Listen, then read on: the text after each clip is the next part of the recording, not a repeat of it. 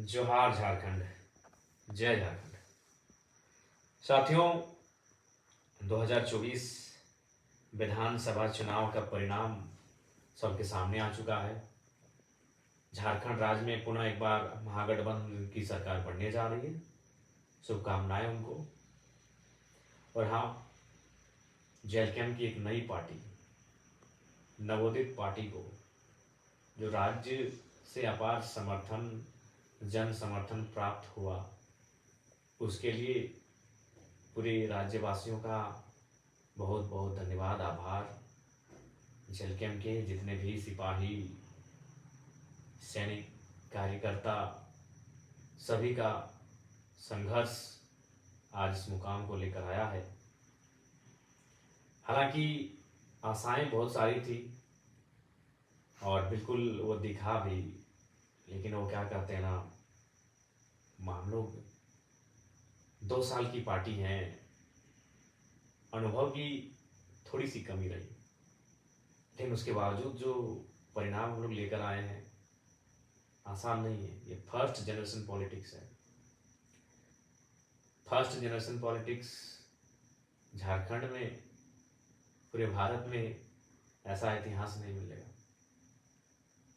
विधायक हमारी पार्टी से कितने बने वो मायने है, उससे कई ज़्यादा मायने हैं कि हमारी पार्टी को पूरे राज्य में समर्थन कैसा मिला, अच्छा समर्थन मिला। इसके लिए सभी का आभार करते हैं, धन्यवाद करते हैं। हालांकि अगर व्यक्तिगत हमें निजी तौर पे पूछा जाए तो विधायक बनने के बाद जो मेरा व्यवहार है वही विधायक बनने से पहले भी हमारा वही व्यवहार था। यानी विशेष कुछ परिवर्तन नहीं आया है, क्योंकि बीते 3 साल तो हम लोग ऐसे ही बिना पद के पावर में जी रहे थे। अपने निडरता से, अपने एग्रेशन से लोगों के काम निकाल लेते थे, तो लोगों का काम बना देते थे। लेकिन खैर, ये कि संवैधानिक पद होता है, हमें लगता है कि ये फीलिंग तभी आएगी जब सदन के अंदर जाकर अपने बातों को रखेंगे, अपनी ओथ सेरेमनी में, शपथ समारोह में भाग लेंगे, तब शायद फीलिंग हो कि हाँ विधायक बने हैं। लेकिन दिल से कहें तो अभी तक वो फीलिंग ही नहीं हो रहा है कि चलो भाई कुछ एक अचीवमेंट, एक गांव का लड़का, एक गरीब किसान 2 साल पहले जिसको कोई जानता नहीं था, बहुत गरीब से गरीब, आप जितना सोच सकते हैं, उस घर का लड़का आज विधायक बन चुका है। ये फीलिंग जरा भी नहीं हो रहा है। पता नहीं उसका क्या कारण है, मुझे नहीं आइडिया। शायद 3 सालों का वो अन्याय, जुल्म, लोगों का देखना, स्टूडेंट के साथ गलत होते हुए देखना, इन सारी चीज़ों से जो व्यक्तिगत एक इच्छा होती है वो कहीं ना कहीं समाप्त हो गई है। लेकिन हाँ, विधायक बनना क्यों, सरकार में आना क्यों, राज्य की कल्याण के लिए। अगर निजी होता तो कम से कम, भले चुनाव में हम लोग ज़्यादा सीट नहीं लाए, लेकिन व्यक्तिगत तौर पर तक खुशी होनी चाहिए थी। खैर, जो भी हो, राज्य की जनता का बहुत बहुत आभार, बहुत बहुत आभार। बहुत अच्छा वोट हमें प्राप्त हुआ। चाहे कोल्हान का जुगसलाई हो, ईचागढ़ हो, सरायकेला हो, खरसवां हो, ये 4 सीटें बहुत जबरदस्त रही। उसके अलावे जो सीटें रही उनको भी धन्यवाद। अगर आप दक्षिणी छोटानागपुर की बात करें तो तवाड़ में अच्छा खासा वोट रहा, सिल्ली में अच्छा खासा वोट रहा, कांके और खिजरी में भी, यानी दक्षिणी में भी 4 सीटें बहुत लाजवाब रही। उसके अलावा बाकी सीटों पे हम लोग अच्छा किए। आप अगर बाकी उसके बाद उत्तरी छोटानागपुर, जो हम लोग का स्ट्रॉन्ग जोन, जहाँ हम लोगों ने डुमरी तो कर विजय फतह किया, उसके अलावे टुन्नी में 45,000 के आसपास, गोमिया में 60,000 के आसपास, रामगढ़ और मांडू में 70,000। बहुत ही सरप्राइजिंग विनिंग है। हम लोग तो मान ही रहे थे कि वो सीट विनिंग है हमारी, उस सीट को विन करेंगे। चंदन क्यारी में दूसरा स्थान, तो ऐसे सिंदरी में भी 36,000 के आसपास। तो ओवरऑल बहुत अच्छा फीडबैक। पहला चुनाव, फर्स्ट अटेम्प्ट चुनाव, प्लस युवाओं की टीम, नए लड़के, कभी पॉलिटिक्स किए नहीं है, अगर किए नहीं तो कार्यकर्ता की हैसियत से किए हैं। एक किंग मेकर, एक नेतृत्वकर्ता की हैसियत से जो लड़के कभी पॉलिटिक्स किए नहीं हो, जो बहनें, वो जो महिलाएं, वो हमारी राजनीतिक दल में सम्मिलित हैं, उसके बाद भी इतना अच्छा प्रदर्शन, ये बहुत सुनहरा। और मैं बैरमो भूल रहा था, 60,000 बैरमो। हालांकि बैरमो की तमाम जनता का बहुत आभार। बहुत प्यार मिला, हालांकि मलाल तो रहा, असल फतह तो करने को देश बैरमो ही था। लेकिन हम भी तो कोई 30 मार का थोड़ी है। एक दिन का कार्यक्रम दिए थे, एक ही सभा हम बैरमो में किए, हमारी हार का कारण वही रहा। 18 तारीख की शाम को अभी कितना प्लानिंग किया गया कि हमको वहाँ नहीं जाने दिया जाए, बैरमो एंट्री नहीं हो मेरा। काश अगर बैरमो में हम जिस प्रकार डुमरी में, हम शायद एक एक पंचायत तक एंट्री किए थे डुमरी में, 70 का 70 पंचायत एंट्री किए थे। तो उसी प्रकार अगर बैरमो का सारा पंचायत, जरेडी का 17, पेट्रोबार का 10, बैरमो का 19, चंद्रपुरा का 14, नगर में जो वार्ड है, अगर सारा को विजिट कर लेते हैं तो हमें विश्वास है चुनाव हमारे पक्ष में होता, और शायद 7,000 10 जैसे चुनाव हम जीत जा गए होते हैं। लेकिन समय का अभाव था और हमने बैरमो के चुनाव को कार्यकर्ताओं पे ही छोड़ दिया था, क्योंकि अंतिम समय में निर्णय लिया था बैरमो चुनाव लड़ने का। अगर मेरी दिली इच्छा कही जाए और मेरा अगर निजी मत, तो मैं पुनः दोहराऊंगा, मेरी इच्छा मांडू और गोमिया थी। गोमिया इसलिए थी कि गोमिया में हम लोग फर्स्ट थे, और कोई भी अगर अगर हम अपना निजी स्वार्थ देखते हैं तो शायद हम गोमिया को चुनते हैं। लेकिन मेरी लड़ाई आउटसाइडर्स, माफिया, आउटसाइडर्स पूंजीपति, आउटसाइडर्स दबंग किस्म के लोग जो झारखंड की राजनीति कब्जा कर रहे हैं, उनसे भी तो मेरी लड़ाई है। और बैरमो में वो तो फिट था, दोनों आउटसाइडर्स दबंग नेता जिन्होंने केवल शोषण और जुल्म किया था झारखंडियों पे। तो वहां लड़ना मेरी वैचारिक लड़ाई थी। मैं बैरमो को छोड़ नहीं सकता था, बैरमो से मैं भाग नहीं सकता था, जबकि मुझे भी मालूम है कि उसी संकट में ये डेंजर सीट है। डेंजर सीट इसलिए है कि लोकसभा के चुनाव में बैरमो से मुझे 53,000 वोट मिले थे, मैं तीसरे नंबर पे था, सबसे पीछे था टॉप में। द टॉप जो 3 लीडर थे उनमें सबसे पीछे था, नीचे था। लेकिन फिर मैंने साहस किया, क्योंकि ये टाइगर का जिगरा है भाई, वो हार जीत से ऊपर की सोचता है। मैं बैरमो में इसीलिए कूदा था कि मेरा मानना है कि बैरमो जहाँ सीसीएल है, जहाँ बीसी आउटसोर्सिंग है, जहाँ डीबीसी है, तमाम योजनाएं हैं, वहाँ मैं आऊँगा तो आर्थिक न्याय की बात करूँगा। खैर बैरमो हार के भी मैं डुमरी में ही जीत के मैं देख लूंगा बैरमो को, टेंशन मत लीजिए। लेकिन अगर मैं बैरमो में आता, जैसे अभी अनूप सिंह मिस्टर जीत गए हैं, शुभकामनाएं उनको, वैचारिक मतभेद है, कल भी रहेगा, लेकिन जो जनादेश है उसको तो सुनना होगा, उसको स्वागत करना होगा। तो अनूप सिंह जी को हमारी ओर से बधाई रहेगी। लेकिन आप भी जानते हो क्या करेंगे, डीओ उनके भाई को, रैक उनके जीजा जी को, ट्रांसपोर्टिंग उनके साले साहब को, बहनई को, जीजा को, साला को, भाई को। इसके अलावा अनूप सिंह जी कुछ विशेष आगे सोचेंगे नहीं। पूंजीवादी सोच के व्यक्ति हैं, साम्राज्यवादी सोच के व्यक्ति हैं, राजशाही सोच के व्यक्ति हैं, लेकिन फिर भी बैरमो के लोगों को जो भी उन्होंने निर्णय लिया है उसका भी स्वागत है। लेकिन हाँ, अगर ये आपका टाइगर जीत जाता है तो फिर बैरमो से ही झारखंड को अगर तब्दील नहीं करते तो फिर आप बेकार करते हैं। अगर हम जीत के आते हैं तो बैरमो में जितने भी वर्ग समुदाय के रहने वाले लोग हैं, हर एक वर्ग तक पहुंच पहुंच कर कम से कम एक एक व्यक्ति को तो जरूर लेके आते हैं। अनूप सिंह जी जीत गए हैं, उनकी बिरादरी के बाहर शायद ही कोई व्यक्ति आपको डीओ में, ट्रांसपोर्टिंग में दिख जाएगा, दिख जाए तो अच्छी बात है और गनीमत है।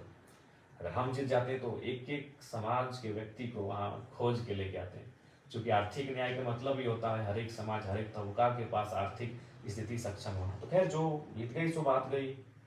लेकिन बैरमो के तमाम साथियों का बहुत बहुत धन्यवाद कि हमने एक दिन कार्यक्रम दिया और अपने वोट 60,000 तक पहुंचा दिए, बहुत बड़ी बात है, जीत है।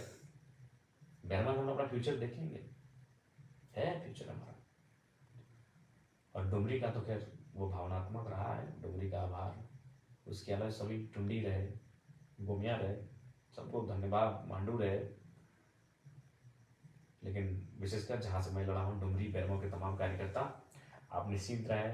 जरा कुमार महातो डुमरी का विधायक थोड़ी है, क्या लगता है कि आपको आप हमें विधायक ही मान रहे हैं? जी नहीं, आप तो हमें राज्य का नेता मानते हैं, हम राज्य की आवाज़ है, हम राज्य का चेहरा है। बिल्कुल आप टेंशन मत लें, हमने जीता डुमरी है, नज़र बैरमो बागमारा टुंडी में भी रहेगी, निश्चित रहिए आप। हम खड़ा है, ये पागल जिद्दी जुनूनी टाइगर आपका खड़ा है, टेंशन मत लीजिए। आपके समर्पित भाव को बहुत बहुत शुक्रिया, बहुत समर्पण आपने दिखाया चुनाव में। और हाँ, हाँ, कहेंगे कि थोड़ा जुलूस वगैरह जो है इसको थोड़ा कट आउट कीजिए और कोशिश कीजिए काम पे लग जाए। और अगर आप जुलूस निकालते हैं तो अपने पंचायत में दिन को निकालिए, रात को बिल्कुल भी नहीं। दिन को निकालिए और कोई भी हमारे कार्यकर्ता है किसी प्रकार का ऐसा कुछ मतलब नहीं करेंगे जिससे कि पार्टी की छवि धूमिल हो।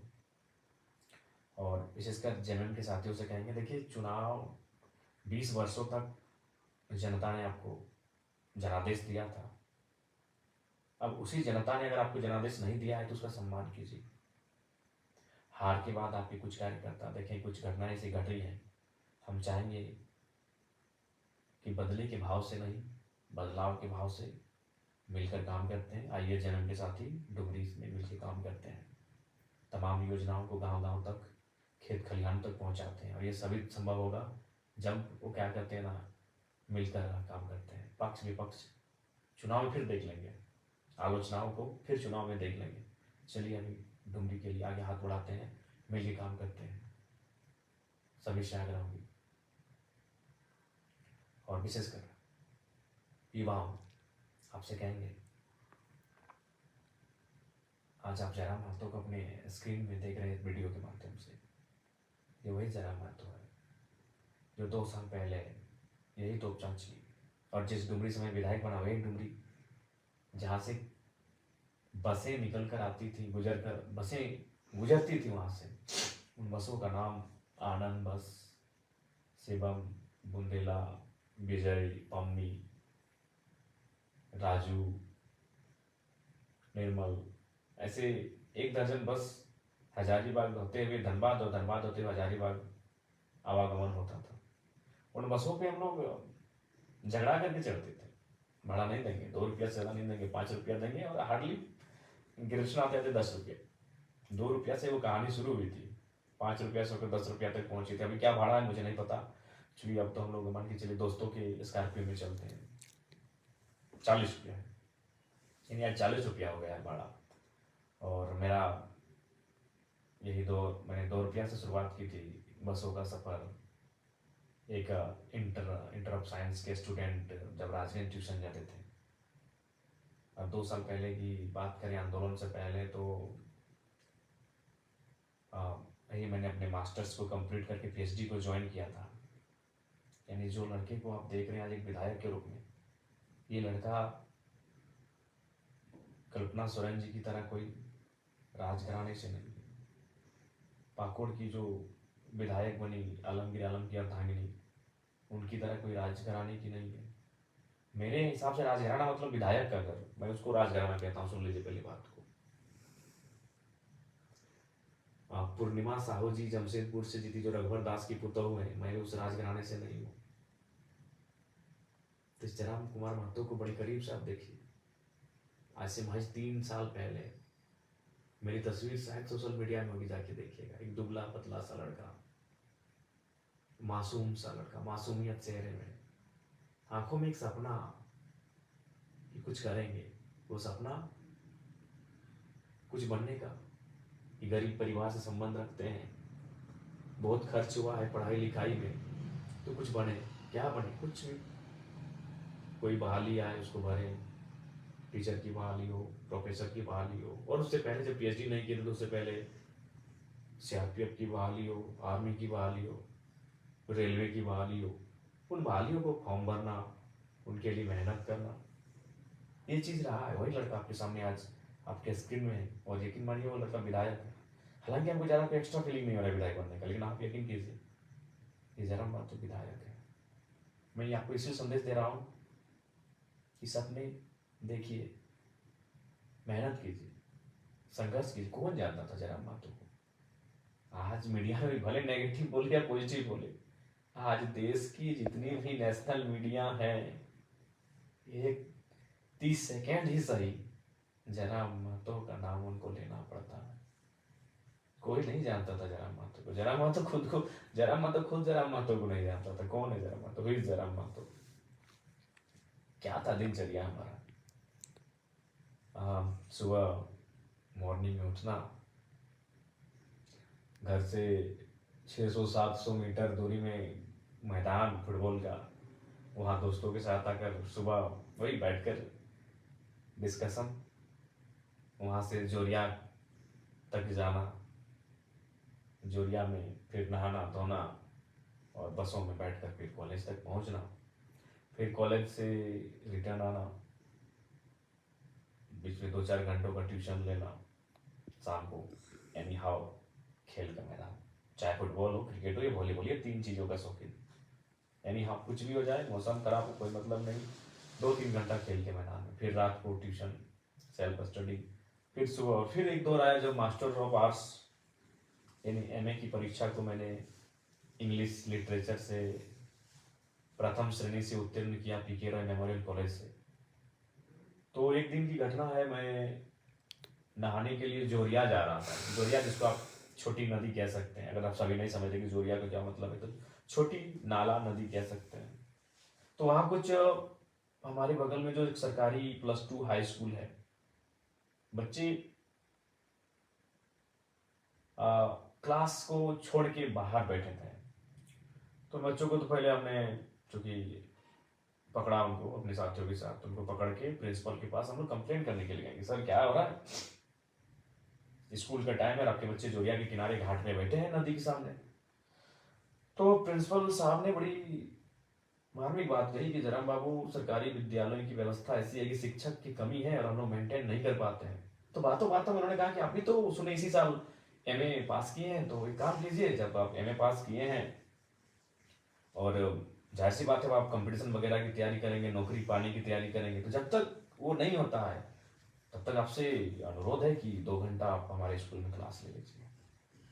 हम गए थे शिकायत करने के लिए कुछ बच्चों का कि ये बाहर भाग के आए हैं स्कूल के टाइम में, और हमें क्या, हमें उल्टा प्रिंसिपल ने कहा कि आप पढ़े लिखे हैं तो 2 घंटा पढ़ा दीजिए। हमने बोला ठीक है सर, पर उन्होंने कहा कि ठीक है, लेकिन आप कंडीशन है कि आप एक आवेदन लिख के दीजिए और अपना जो सारा सर्टिफिकेट्स एमए का, बीए का, इंटर का और मैट्रिक का सर्टिफिकेट इंक्लूड करके कि हम भाई निःशुल्क शिक्षा देंगे, भविष्य में आप किसी प्रकार का दावा नहीं करेंगे। बोले ठीक है सर। हम गए थे भाई शिकायत करने, अब तो हम खुद प्रिंसिपल महोदय की बातों में या बात भी ऐसा विषय उन्होंने कह दिया कि पढ़े लिखे हैं। तो फिर हमने कहा ठीक है, तो वो शायद सितंबर का महीना था, 2017 का टाइम था। हमने उसी साल जुलाई अगस्त में मास्टर ऑफ आर्ट्स को कंप्लीट किया था। और जब गए क्लास लेने के लिए, तो पहला ही दिन जो माहौल क्रिएट हुआ, चूँकि आप भी जानते हैं कि पूरे राज्य ने मेरे भाषणों को सुना, तो लीडर और लेक्चरर में एक क्वालिटी समान होती है कि जब वो अगर बेहतरीन लेक्चरर हो, बेहतरीन लीडर हो, तो जब वो बोलता है तो लोग सुनते हैं। तो वही क्लास में मेरे साथ हुआ। जब मैं बच्चों को पढ़ाने लगा, जब मैं आ, उनको एक्सप्लेन करके समझाने लगा, तो पूरा क्लास सन्नाटा शांत और सुनने लगे। तो इससे क्या हुआ कि डिमांड्स बढ़ गई और प्रिंसिपल ने रिक्वेस्ट किया कि नहीं, हम तो आपको ऐसे ही बोले थे कि भाई टीचर की कमी है, लेकिन अब आपसे रिक्वेस्ट होगा जब तक आप कुछ बनते नहीं है, कुछ करते नहीं अपने लिए, तो 1-2 घंटा पर डे निकाल के यहाँ बच्चों को पढ़ा दीजिए। वो सिलसिला चलता गया चलता गया और 4 साल बीत गए। यकीन मानिए 4 साल। एक एमए का लड़का, गरीब का घर का लड़का, जिसको ठीक से मेंटेन नहीं होता है, वो फ्री में पढ़ा रहा है। कहाँ हाई स्कूल में फ्री निःशुल्क शिक्षा दान दे रहा है। कई बच्चे हमारे पास आए हैं कि सर आप अच्छा क्लास लेते हैं तो हम लोग ट्यूशन पढ़ना चाहते हैं। हमने कहा नहीं यार, टाइम कहाँ है हमारे पास ट्यूशन का, एक तो तुम लोग स्कूल में पढ़ाते हैं, फिर ट्यूशन बोलोगे, हमको खुद पीएचडी कर रहे हैं, हमको कॉलेज वगैरह जाना होता है, और हाँ ये शाम को ट्यूशन वगैरह नहीं। मेरी एक आदत हमेशा रही है, शाम को ट्यूशन नहीं भैया। क्यों? खेल का मैदान 2-3 घंटा में क्रिकेट लंबा चौड़ा चौका छक्का उड़ाइए, फुटबॉल में किक लगाइए और वॉलीबॉल का पंच लगाइए। तो वहाँ कंप्रोमाइज नहीं था ये चीज़ें। तो फिर अचानक 2021 17 से 21 तक मैंने लगातार निःशुल्क बच्चों को पढ़ाया टीपीआई स्कूल। आज भी बच्चे जो मेरे पढ़े लिखे हैं उनसे कभी बातचीत हो तब बातचीत कीजिएगा। बड़ा मेमोरेबल 4 साल रहा है, बहुत मेहनत से मैंने पढ़ाया, फ्री में पढ़ाया, 1 भी रुपया नहीं। किस टाइम बेरोजगारी का दौर, एमए पास किया हुआ लड़का जब नौकरी की तलाश करता है, दो पैसे कमाने की सोचता है, और मैंने फ्री पढ़ाया क्योंकि मेरा नेचर शुरू से गजब का रहा है। आज वही नेचर कारण में विधायक हूँ। तो फिर क्या हुआ, 2021 का टाइम आता है, 4 साल के बाद झारखंड में एक मूवमेंट आ जाता है। मैं वहाँ जाता हूँ, मैं भाषण देता हूँ और अचानक मैं हाईलाइट हो जाता हूँ। फिर मेरा वो स्कूल में पढ़ाई छूट गया, वहाँ जो बच्चों को पढ़ाता था। मेरी पीएचडी भी काफ़ी स्लो हो गई, बहुत स्लो हो गई मेरी पीएचडी। और फिर इस मूवमेंट में मैं अपने आप को झोंकता हूँ, फिर लगातार सभा, भाषण, और 2000 सभा को मैं मतलब एक बेहतरीन सभा मैंने 2000 किया है। अगर ऐसे कहेंगे नुक्कड़ सभा तो 3000 चले गए होंगे। और आज झारखंड राज्य के चेहरे के रूप में आपके सामने हूँ। 2 साल पहले मैं कुछ नहीं था। मेरे गांव के शायद सभी लोग मुझे ना पहचानते हो, सच कह रहे हैं। मेरे गांव के शायद सभी लोग मुझे नहीं पहचानते हैं, हाँ। लेकिन आज दिल्ली में इस लड़के की चर्चा हो रही है। इसलिए मैं आपको ये कह रहा हूँ, मैं अपनी तारीफ नहीं कर रहा हूँ, इसलिए आपको कह रहा हूँ कि सपने देखिए। जो युवा कहते थे I hate politics, I hate politics, यकीन मानिए जयराम महतो के आने के बाद, जयराम महतो की विधायक बनने के बाद शायद वो कहेंगे आई लव पॉलिटिक्स। और करना होगा, पॉलिटिक्स से लव करना चाहिए, क्योंकि अगर आप पॉलिटिक्स से लव नहीं करते ना तो सोच लीजिए आप देश से भी लव नहीं करते। क्यों मालूम है ना, आपका देश पॉलिटिकल है। आपका देश इंडिया जो है वो पॉलिटिकल कंट्री है। बिना पॉलिटिक्स से कुछ काम नहीं होगा। पॉलिटिक्स मतलब क्या, देश चलाने के लिए नियम चाहिए। नियम कौन बनाते हैं, पॉलिटिशियन। तो जो लोग कहते हैं आई हेट पॉलिटिक्स, मतलब वो अपने देश से हेट करते हैं, कॉन्स्टिट्यूशन से हेट करते हैं, इसका मतलब। तो इसलिए आई हेट पॉलिटिक्स करने वाले युवा शायद जयराम महतो को देखकर अब आई लव पॉलिटिक्स की गाथा आवाज को बुलंद करेंगे। ठीक है, सपने बड़े देखें, सपनों को पूरा करने के लिए पागल हो जाइए। जैसे आज हमने, बिल्कुल पागलपंती की हद है।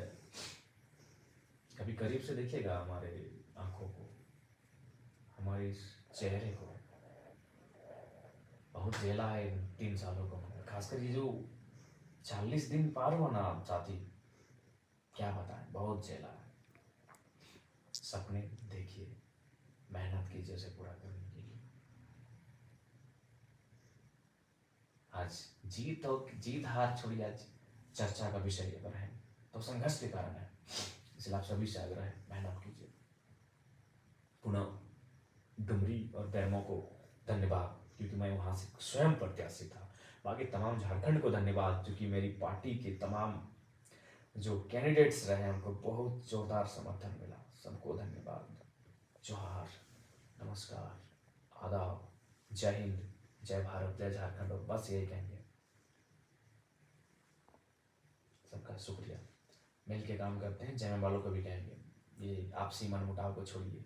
20 साल आपने संभाला, अब अगर जनता ने मौका दिया है तो चलिए साथ चलते हैं। सबको जोहार।